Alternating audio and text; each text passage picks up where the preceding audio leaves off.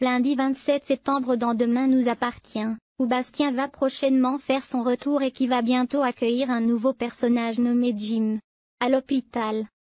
William se veut rassurant sur les résultats d'analyse de Victoire. Solène Hébert a réagi aux nombreux changements dans la série, qui a fait un grave malaise, mais elle semble sceptique.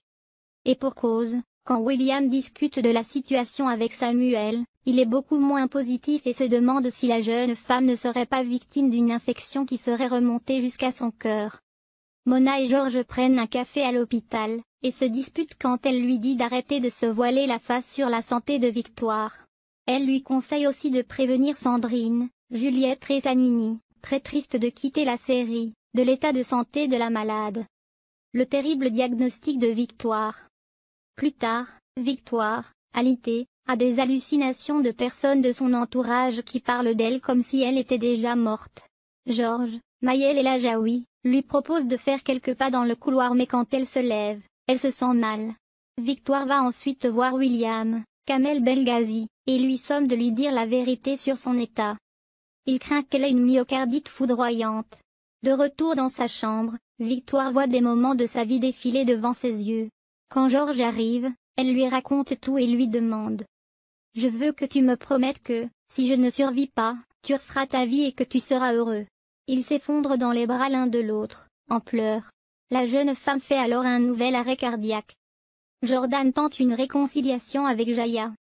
Cédric et Irène, Thaïs Kirby, vont voir Martin, Franck Monsigny, dont le personnage a été ressuscité, pour se porter partie civile contre Laetitia. Le policier les prévient que cette dernière ne sera peut-être pas jugée pénalement responsable en raison de sa maladie. Ils maintiennent leur projet. Plus tard, Chloé, Ingrid Chauvin, qui a fait sensation avec sa nouvelle coupe de cheveux, vient voir Irène chez elle pour prendre de ses nouvelles mais la CPE l'accueille fraîchement, lui disant qu'elle retournera au travail dès le lendemain. Au lycée, des élèves discutent de François. Emmanuel Moire a été aidé par Faux Voto pour devenir comédien. NJ est fan, tandis que Camille a toujours mauvaise car le professeur l'a affiché en cours. Puis, Nathan invite NJ à sortir avec lui pendant le week-end mais la jeune fille le rejette. En classe, François propose à ses élèves d'évoquer la mort de Clément s'ils le souhaitent. Jaya se lève et fait un discours touchant.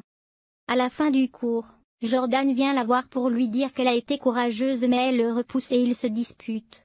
Pour comprendre pourquoi il se fait jeter par les filles, Nathan va demander son ressenti à Charlie qui lui répond « T'as l'air d'un mec à embrouiller puis tu en fais un peu trop ».